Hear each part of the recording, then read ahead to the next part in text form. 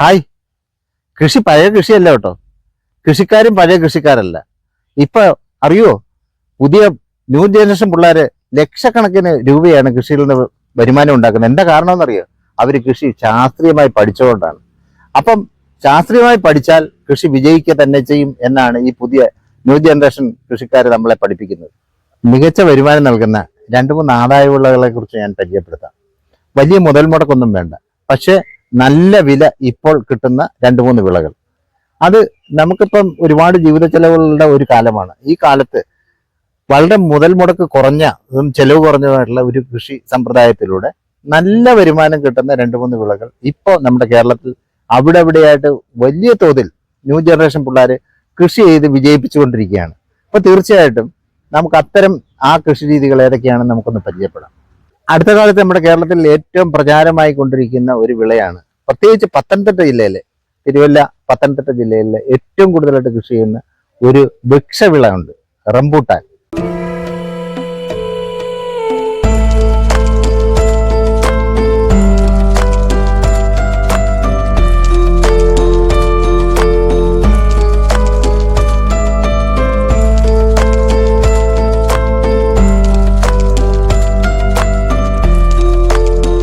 ദേശക്കാർജിയാണ്, മലേഷ്യയിൽ നിന്നാണ് വന്നത്. പക്ഷെ എത്ര വേഗമാണ് നമ്മുടെ കേരളത്തിൽ ഇടം പിടിച്ചത്.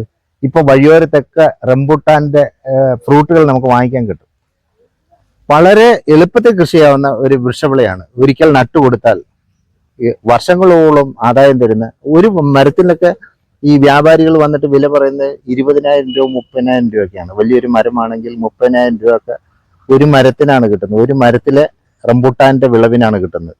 അപ്പം നമുക്ക് വളരെ ആദായത്തിൽ കൃഷി ചെയ്യാവുന്ന ഒരു വൃക്ഷവിളയാണ് റംബൂട്ടാൻ. റംബൂട്ടാൻ കൃഷി നമുക്ക് എവിടെ വേണമെങ്കിലും നല്ല വെയിൽ കിട്ടുന്ന, വെള്ളം വളരെ കുറച്ച് മതി, ചരിവുള്ള പ്രദേശങ്ങളിലൊക്കെ കൃഷി ചെയ്യാൻ പറ്റുന്ന ഒരു ഒന്നാം തരം വിദേശ ഫലമാണെങ്കിൽ പോലും ഇപ്പൊ സ്വദേശിയായി നമ്മളെല്ലാവരും ഇഷ്ടപ്പെടുന്ന ഒരു ഫ്രൂട്ടായി മാറിയിട്ടുണ്ട് റംബൂട്ടാൻ. തീർച്ചയായിട്ടും നമുക്ക് റംബൂട്ടാൻ നമ്മുടെ പറമ്പിൽ ഒരെണ്ണമെങ്കിലും കൃഷി ചെയ്യാൻ നമുക്ക് ശ്രമിക്കാം. ഈ റംബൂട്ടാൻ വിൽക്കുക എന്ന് പറയുമ്പോൾ നമ്മൾ വിചാരിക്കും ഭയങ്കര ടാസ്ക്കാണ്. പക്ഷെ മറ്റ് പലതും വിൽക്കുന്ന പോലെ ഇതിന് വലിയ മെനക്കെടൊന്നുമില്ല. ഇപ്പം തിരുവല്ലയിലും റാന്നിയിലും പത്തനംതിട്ടയിലും ഒക്കെയുള്ള സംഭവം എന്ന് പറഞ്ഞു കഴിഞ്ഞാൽ റംബൂട്ടാൻ എവിടെയുണ്ട് ആ വീട് അന്വേഷിച്ച് വ്യാപാരികൾ വരികയാണ്. വന്നിട്ട് അവർ മരം ഒന്നാകെ ഒരു വില പറഞ്ഞ് അങ്ങ് വാങ്ങുകയാണ്. അത് മാത്രമല്ല, വാങ്ങിക്കഴിഞ്ഞാൽ വില പറഞ്ഞ് വാങ്ങിക്കഴിഞ്ഞാൽ അവർ തീർച്ചയായിട്ടും അവർ തന്നെയാണ് സ്വന്തമായിട്ട് വല കൊണ്ടിടുന്നത്. അപ്പം നമുക്ക് അതിനൊരു മുടക്ക് വരുന്നില്ല. നമ്മൾ വലയിടണമെന്ന് പറഞ്ഞെങ്കിലും ആ വലയിടുന്നത് ആ വാങ്ങുന്ന ആൾ തന്നെയാണ്. അപ്പം നമുക്ക് അത്തരത്തിലുള്ള ഒരു എക്സ്പെൻസും വരുന്നില്ല. പിന്നെ നമ്മൾ അവർ പറിച്ചുകൊണ്ട് എന്ന് വെച്ചാൽ മരം മൊത്തത്തിലാണ് വാങ്ങിക്കുന്നത്. അപ്പം എത്ര കിലോ ഉണ്ടെന്നും അത് എത്ര രൂപയ്ക്ക് വിൽക്കുന്നു എന്നുള്ളത് നമ്മുടെ കാര്യമല്ല. പക്ഷെ നമുക്കൊരു മരത്തിന് ഒരു നിശ്ചിത കാശ് കിട്ടും. പിന്നെ നമുക്ക് വേണേൽ പറിച്ച് വിൽക്കുന്ന ഒരു താല്പര്യം ഉണ്ടെങ്കിൽ ഈ പറയുന്ന 20,000 എന്നുള്ളത് ചിലപ്പോൾ 40,000 രൂപ വരെ നമുക്ക് ആദായം കിട്ടിക്കൂടായികയൊന്നുമില്ല. സകല ഫ്രൂട്ട് കടകളിലും റംബൂട്ടാൻ വാങ്ങി വെക്കാറുണ്ട്.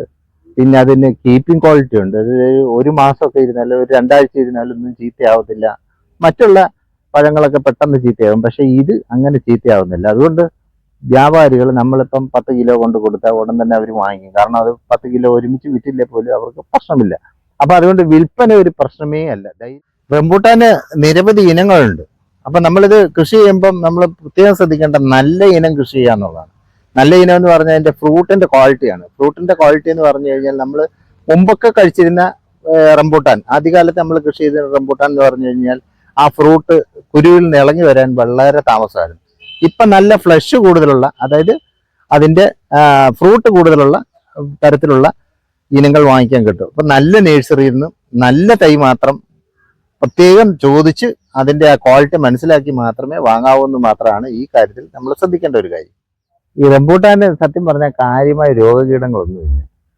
ഈ മറ്റ് ഫ്രൂട്ടിനെ അപേക്ഷിച്ച് വലിയ കെയറും വേണ്ട, വെള്ളം പോലും വേണ്ട. ആകെ ഒരു പ്രശ്നം എന്ന് പറഞ്ഞു കഴിഞ്ഞാൽ ഫ്രൂട്ട് ഉണ്ടാകുമ്പം ധാരാളം പക്ഷികൾ വരും. പക്ഷികൾ കൊത്തിപ്പറക്കി കൊണ്ടുപോകും, അണ്ണാൻ പറിക്കും, അങ്ങനെയൊക്കെയുള്ള ഒരു ശല്യമുണ്ട്. അപ്പം നമ്മൾ ചെയ്യുന്നതെന്ന് പറഞ്ഞാൽ ഇത് ഫ്ലവറായി കായാവുമ്പോഴത്തേക്ക് ഒരു മെച്ചുവർ ആവുന്നതിന് തൊട്ട് മുമ്പായിട്ട് നമ്മൾ വലയിട്ട് മൂടും. പിന്നെ വേറൊരു പ്രത്യേകത എന്ന് പറഞ്ഞു കഴിഞ്ഞാൽ ഇതിന് 2014 മുതൽ ഈ 2024 വരെ ഇതിലൊരു സ്ഥിരമായ വിലയാണ്. ഒരു 200 രൂപ റേഞ്ചിൽ, 150-200 രൂപ റേഞ്ചിൽ ഇത്രയധികം വില സ്ഥിരതയുള്ള മറ്റൊരു ഫ്രൂട്ട് ഉണ്ടോ എന്ന് തന്നെ നമുക്ക് സംശയമാണ്. അപ്പൊ തീർച്ചയായിട്ടും നമ്മൾ കൃഷി ചെയ്യാൻ ധൈര്യമായിട്ട് തിരഞ്ഞെടുക്കാൻ പറ്റുന്ന ഒരു വിദേശ ഫ്രൂട്ടാണ് റംബൂട്ടാൻ. റംബൂട്ടാൻ്റെ ഒരു കൃഷിയാണ്. കൃഷിയാകുമ്പോൾ ആ കൃഷിക്ക് വേണ്ടുന്ന പരിചരണങ്ങൾ നമ്മൾ നൽകണം. അതിൽ ഏറ്റവും പ്രധാനം വളപ്രയോഗമാണ്. വളപ്രയോഗം എന്ന് പറയുമ്പോൾ നമ്മൾ ഭക്ഷണം കഴിക്കുന്ന സമീകൃതമായിട്ടാണ്. എന്ന് പറയുന്ന പോലെ നമ്മൾ എന്ത് കൃഷി ചെയ്താലും സമീകൃതമായ ഒരു വളപ്രയോഗം ചെയ്യണം. ഇപ്പൊ റംബൂട്ടാനെ സംബന്ധിച്ച് ഏറ്റവും വലിയൊരു പ്രശ്നം എന്ന് പറഞ്ഞാൽ കായ് പൊഴിച്ചിലാണ്. പല ആൾക്കാരും എന്നോട് ചോദിക്കാറുണ്ട്, എന്താണ് സാർ ഇങ്ങനെ കായ് പൊഴിയുന്നത്? കായ് പൊഴിയുന്നതിന്റെ ഒരു കാരണം എന്ന് പറഞ്ഞാൽ നമ്മളുടെ ശരിയായ രീതിയിലുള്ള വളപ്രയോഗം ഇല്ലാത്തതുകൊണ്ടാണ്. പ്രത്യേകിച്ച് പൊട്ടാഷ്, ബോറോൺ തുടങ്ങിയ മൂലകങ്ങൾ കൃത്യമായ അളവിൽ കിട്ടിയില്ലെങ്കിൽ കായ് പൊഴിച്ചിലുണ്ടാകും. രോഗം കൊണ്ട് വരാം, ഫൈറ്റോത്തോറ പോലെയുള്ള കുമിൾ രോഗങ്ങൾ വരാൻ സാധ്യതയുണ്ട്. അങ്ങനെ കായ്കൾ പൊഴിയാം. പക്ഷേ നമ്മൾ കേരളത്തിൽ പലയിടങ്ങളിലും ഞാൻ കണ്ടിട്ടുള്ള കായ് പൊഴിച്ചിൽ പലപ്പോഴും സമീകൃതമായ ഒരു വളപ്രയോഗം ഇല്ലാത്തതുകൊണ്ടാണ്. അപ്പൊ തീർച്ചയായിട്ടും എല്ലാ ജൂൺ മാസത്തിലും ഈ റംബൂട്ടാന്റെ ചുവട്ടിൽ അതിന്റെ വലിപ്പം അനുസരിച്ച് 1/2 കിലോ മുതൽ 2 കിലോ വരെ ഡോളമൈറ്റ് ഇടുക എന്നുള്ളതാണ് എല്ലാ ജൂൺ മാസം. ജൂലൈയിലാകുമ്പോൾ ഒരു 10-25 കിലോ എങ്കിലും ജൈവവളം വലിയ മരത്തിന് കൊടുക്കണം. ചെറിയ മരത്തിന് ആനുപാതികമായിട്ട് കുറച്ച് കൊണ്ടുവന്നാൽ മതി. അതുപോലെ തന്നെ ഫാക്ടംഫോസ് പൊട്ടാഷ് മഴക്കാലത്തല്ല കൊടുക്കുന്നത്, മഴ മാറ്റത്തോടു കൂടിയാണ് രാസവളങ്ങൾ കൊടുക്കേണ്ടത്. ആ ഫാക്ടംഫോസും പൊട്ടാഷും കൊടുക്കുക. 1 മാസം കഴിഞ്ഞിട്ട് ബൊറാക്സ് എന്ന് പറയുന്ന വളം ആ മരത്തിന്റെ വലിപ്പം അനുസരിച്ച് 50 ഗ്രാം മുതൽ 200 ഗ്രാം വരെ കൊടുക്കാം. വലിയ മരമാണ് 200 ഗ്രാം. കായ്പൊഴിച്ചിൽ കായ്പൊഴിച്ചിലിന് ഒരു കാരണം ബോറോണിന്റെ ഡെഫിഷ്യൻസിയാണ്. ബോറോൺ കിട്ടാൻ വേണ്ടിയിട്ടാണ് ഈ ബൊറാക്സ് എന്ന് പറയുന്ന വളം കൊടുക്കേണ്ടത്. അത് കഴിഞ്ഞൊരു ഒക്ടോബർ ആകുമ്പോഴത്തേക്ക് ഒരു 10-400 കിലോ മഗ്നീഷ്യം സൾഫേറ്റ് എന്ന് പറയുന്ന വളം കൊടുക്കണം. പിന്നീട് വീണ്ടും തുലാവർഷം കഴിയുമ്പോൾ ഫാക്ടംഫോസും പൊട്ടാഷ്യം ഈ പറഞ്ഞ മരത്തിന്റെ വലിപ്പം അനുസരിച്ച് കൊടുക്കണം. പക്ഷെ ഈ വളപ്രയോഗം എന്ന് പറഞ്ഞ ഒരു ശരാശരി വളപ്രയോഗമാണ് പറഞ്ഞത്. കൃത്യമായി അറിയുവാൻ എല്ലാ വർഷവും മണ്ണ് പരിശോധന നടത്തി മണ്ണിന്റെ പോഷക മൂലകങ്ങൾ കൃത്യമായി മനസ്സിലാക്കി മണ്ണിൽ കുറവുള്ള ഏത് മൂലകമാണോ അത് കൃത്യമായിട്ട് ചേർത്ത് കൊടുക്കലാണ് ശരിയായ വളപ്രയോഗം. അപ്പം ഇതേ രീതിയിലുള്ള ഒരു സമീകൃത വളപ്രയോഗം കൂടി നടത്തിയാൽ മാത്രമേ നല്ല ഉൽപാദനം ഒരു റംബൂട്ടാനാണെങ്കിലും ഏത് വിളക്കാണെങ്കിലും ഉണ്ടാവുകയുള്ളൂ എന്ന കാര്യം കൂടി നിങ്ങൾ ശ്രദ്ധിക്കണം.